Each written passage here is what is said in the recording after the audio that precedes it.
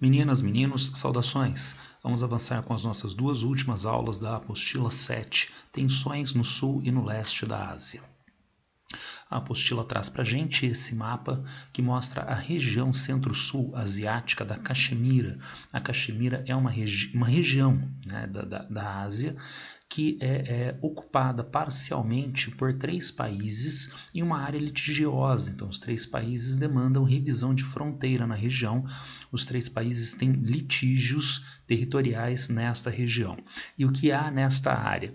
Nós temos uma população majoritariamente muçulmana na região da Caxemira, inclusive na Caxemira indiana, na região que é dominada pela Índia, sendo que a Índia é um país laico, mas de maioria de população hinduísta e com um crescimento muito forte do nacionalismo hinduísta, marginalizando outras populações de outras religiões, agora na década de 2010. Isto aumentou as já históricas tensões dos muçulmanos da Caxemira com o governo indiano mais recentemente, e inclusive indispondo mais fortemente o governo indiano com o governo, primeiramente, paquistanês. O interesse do Paquistão em realmente ter maior controle sobre a região da Caxemira, tendo em vista a necessidade estratégica deste país. O Paquistão é vizinho da Índia e é um país dominado por climas áridos e semiáridos, tendo um curso d'água que atravessa totalmente o território paquistanês, o rio Indo, que tem nascentes na região da Caxemira, inclusive na área controlada pela Índia. Lembrando, quem tem o controle do alto curso do rio tem o controle do primeiro uso da água e pode usar mais intensamente, diminuindo a disponibilidade de água para o restante do curso do rio para as demais populações. É o que de fato a Índia faz através do barramento, através da construção de hidrelétricas nessas regiões para os seus interesses econômicos, diminuindo a disponibilidade de água para o Paquistão. Essas tensões, inclusive, como a apostila traz para a gente, já se desdobraram, não apenas em uma corrida armamentista regional, com os 2 países, Índia e Paquistão, tendo capacidade de armas nucleares, tendo arsenais nucleares na atualidade, como conflitos armados entre esses países em 1947, 65, 71 e 1999. Isto é uma condição histórica que está dada, portanto, vejam, desde a formação contemporânea destes países depois da Segunda Guerra Mundial, com o primeiro conflito lá em 1947 e se desdobrando até a atualidade, como eu disse para vocês, numa tensão crescente recente, tendo em vista o crescimento do nacionalismo hinduísta na Índia e as crescentes tensões, então, com a população muçulmana da Caxemira indiana, as crescentes tensões com o país vizinho, Paquistão. Mas a região da Caxemira, nesta região do Planalto do Tibete, não gera tensão apenas entre a Índia e o Paquistão, mas também com a China. Este ano, agora de 2020, houve um enfrentamento de tropas chinesas e indianas nesta região litigiosa. Nessa região litigiosa, inclusive com mortes de soldados indianos e chineses. Não foi um enfrentamento sistemático de tropas. É uma área que é patrulhada por tropas indianas e chinesas. Inclusive, esta área é uma área, desde a guerra da década de 1960, desmilitarizada no que diz respeito à presença de armas. Tem militares, mas não tem armas na região. Portanto, obuseiros, tanques de guerra, soldados armados não ocorrem na região. O enfrentamento dessas tropas se deu incrivelmente com paus e pedras e com mortes entre os soldados chineses e os soldados indianos. Posteriormente a esse enfrentamento, houve maior concentração de tropas, tanto indianas quanto chinesas, nesta região. Qual seria o interesse chinês nesta área? Primeiro, o mesmo interesse paquistanês, o interesse de controle de uma área que tem cursos d'água que são muito importantes para o território chinês. Vamos dar uma ampliada neste mapa, vejam, não da região propriamente da Caxemira, mas a Caxemira está no Planalto do Tibete, onde existem cursos d'água importantes que vão desenrolar bacias hidrográficas nas porções oriental, inclusive sul-oriental da China. Então é muito importante também para a China manter controle dessas regiões regiões, dos cursos d'água nessas regiões, tudo bem? Ainda mais porque trata-se do Planalto do Tibete, que é uma primeira região que nós podemos identificar de suposta tensão político-territorial na China. Vejamos. Aqui nós temos um mapa da apostila, o mapa está pequenininho, na medida em que eu vou preencher com algumas informações. Vejamos primeiramente a região do Tibete, que seria uma suposta área independentista na atualidade, tendo em vista a dita repressão do governo autoritário, de fato autoritário, chinês, sobre as populações tibetanas. Entretanto, há que se pensar com um grau de criticidade mais alto esta relação da China com o Tibete e a historicidade inerente à região tibetana. Então, se vende, vamos colocar assim, falado de um Tibete que, na verdade, não existe, né? Um Tibete lindo, maravilhoso, com populações pacifistas, budistas tibetanos, e que foram oprimidos e massacrados pelos chineses. Mas até a década de 1940, diferentemente dessa propaganda independentista tibetana, o Tibete era uma das raras regiões do mundo onde nós tínhamos um governo teocrático pré-moderno. O líder religioso, Dalai Lama, era, ao mesmo tempo, líder político. Então é um governo confessional e, nesse caso, teocrático, inclusive na medida em que a liderança religiosa e política é estabelecida mediante o dogma da reencarnação inerente ao budismo tibetano. E a ideia de que as populações viviam livres e felizes também não corresponde muito à realidade.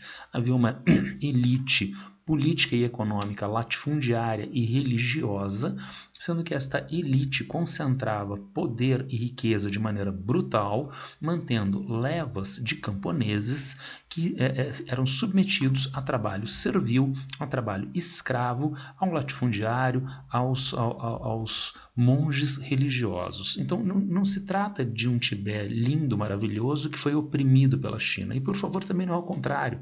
Eu estou querendo justamente descaracterizar esta ideia maniqueísta de quem está do lado do bem e quem está do lado do mal. Como é que eu vou entender a suposta tolerância da população tibetana ao exercício de controle chinês depois da década de 1950? Ora, justamente em oposição a este cenário histórico.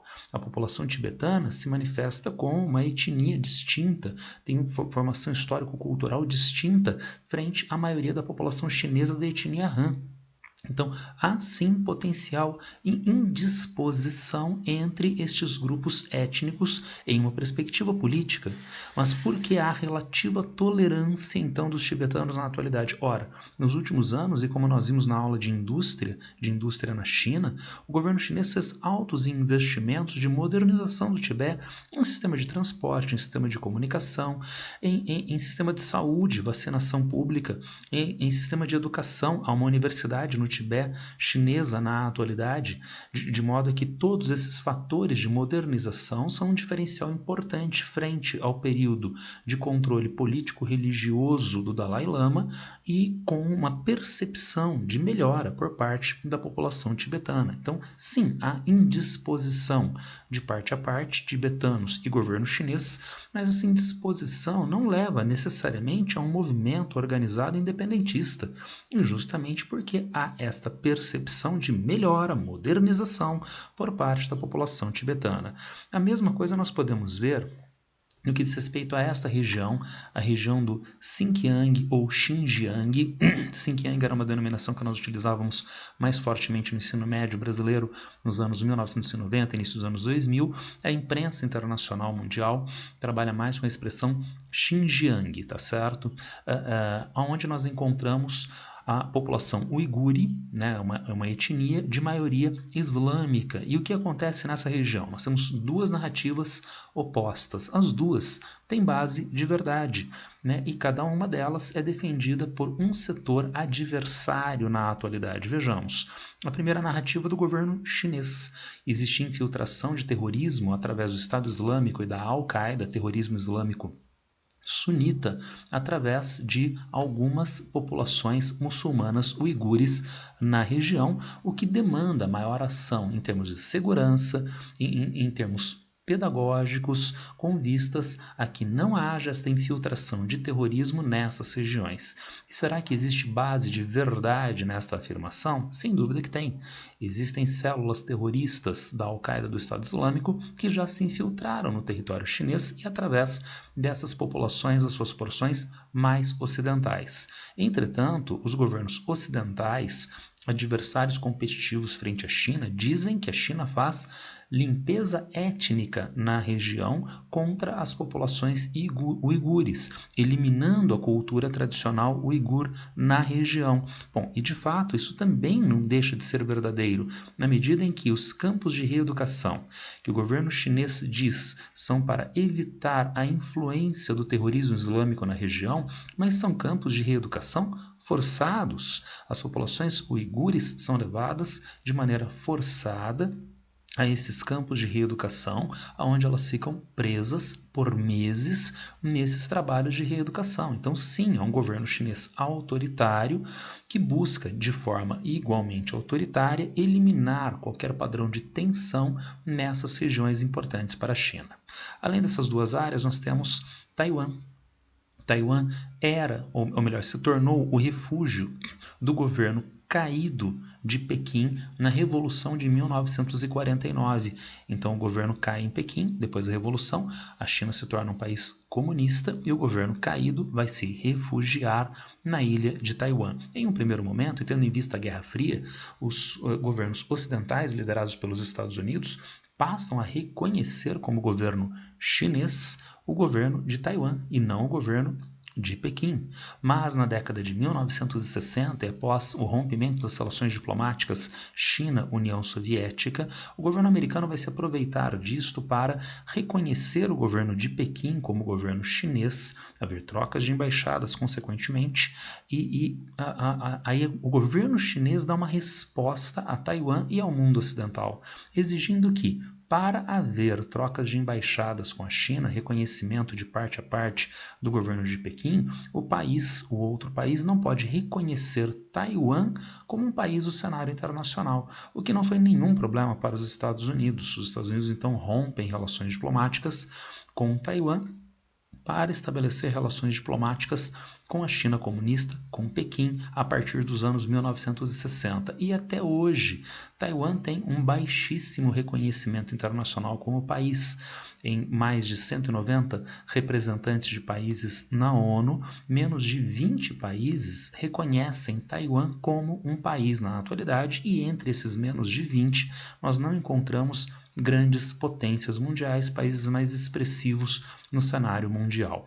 E ainda mais, hoje nós encontramos uma demanda, que na verdade é histórica, da China continental e de reanexação de Taiwan, de modo a que Taiwan voltasse a ser uma área efetiva de soberania chinesa. O problema é que existe uma dualidade junto a Taiwan. Tem setores da sociedade taiwanesa que demandam esta reanexação. Tem setores que demandam a afirmação de um país independente. Os setores que afirmam a ideia de um país independente em Taiwan, na sociedade taiwanesa, estão mais ligados na geopolítica mundial aos Estados Unidos. Setores da sociedade taiwanesa que demandam reanexação à China têm uma leitura mais prática, pragmática, tendo em vista Taiwan ter como principal parceiro comercial a China comunista. E vejam, não há nenhum problema. O Brasil tem relações comerciais com Taiwan, os Estados Unidos e a China, como eu disse, é o maior parceiro comercial da ilha, tá certo? O problema é político internacional. A China não reconhece Taiwan como um país e não tem relações diplomáticas com qualquer país que reconheça Taiwan como um país. Agora, relações comerciais não há nenhum problema. E por isto, setores da sociedade taiwanesa, em uma visão mais prática, demandam reanexação com vistas à facilidade dos trânsitos comercial, de pessoas, de investimentos, de parte a parte. Há, entretanto, um suposto problema. Como reanexar um país, uma região, uma ilha, que tem uma tradição recente democrática, uma tradição um pouquinho mais antiga em termos econômicos capitalistas, a um país, China, que é comunista, que tem um regime autoritário, que tem uma forte intervenção do Estado na economia. A resposta para essa pergunta só poderia ser Hong Kong, um país, dois sistemas. Em 1997 foram feitas as tratativas finais de devolução pelo Reino Unido de Hong Kong à soberania chinesa. E o processo de devolução se deu balizado pela Lei Básica Constituição de Hong Kong, através da qual se estabeleceu a ideia de um país, dois sistemas. O país é China, onde se encontra também a localidade de Taiwan, mas a China tem dois sistemas, um sistema comunista organizado diretamente pelo governo central de Pequim na quase totalidade do seu território, mas uma localidade do território chinês tem um nível de autonomia política significativo. Trata-se da localidade de Hong Kong. Por exemplo, a sua estrutura política. Há um presidente executivo eleito indiretamente pela população de Hong Kong. Há um Congresso de Hong Kong eleito diretamente pela população de Hong Kong. Essas instâncias políticas não existem em quaisquer outras cidades chinesas. É uma previsão específica para Hong Kong. Há, entretanto, um problema. Teria dado certo esse sistema, né, essa ideia de um país, dois sistemas? Eu diria a vocês que sim, deu bastante certo. Apesar dos três levantes que nós tivemos, das três ondas de protestos que nós tivemos em Hong Kong, supostamente contra o governo chinês, no início dos anos 2000, em meados dos anos 2010 e agora nos últimos 2 a 3 anos. E por que eu diria que, mesmo com essas manifestações, é um dispositivo de sucesso? Primeiro, porque em nenhum momento o governo chinês reprimiu os manifestantes. As imagens que nós vimos na televisão, nos meios de imprensa, de repressão aos manifestantes, era feita pela própria polícia de Hong Kong. Era feita pelo próprio governo de Hong Kong e não pelo governo chinês.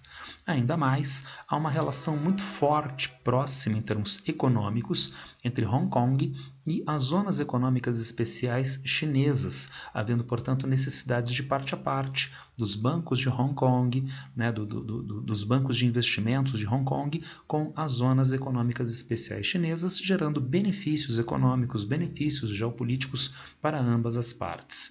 E, finalmente, está marcado aqui, guerra híbrida. Então, em boa parte, nós encontramos uma narrativa distinta desta que eu fiz, tanto para Hong Kong, quanto para os uigures, quanto para o Tibete, em menor grau para a região de Taiwan, tendo em vista essa crescente oposição e competitividade entre China de um lado e Estados Unidos de outro, fazendo com que a imprensa entre nesse conflito, nessas tensões, no processo de produção de narrativa através da qual se dilapida a imagem chinesa em favor da imagem das demandas ocidentais. Insisto, isso não significa que o governo chinês é o bonzinho da história. Não há bonzinho da história. Há que se observar de forma crítica o processo que está acontecendo a partir do maior nível possível de objetividade e não a partir de uma leitura maniqueísta de quem está certo e de quem está errado. Tudo bem? E, finalmente, nós encontramos tensões em maior ou menor grau em diferentes momentos na Península Coreana. Recentemente nós tivemos um arrefecimento dessas tensões.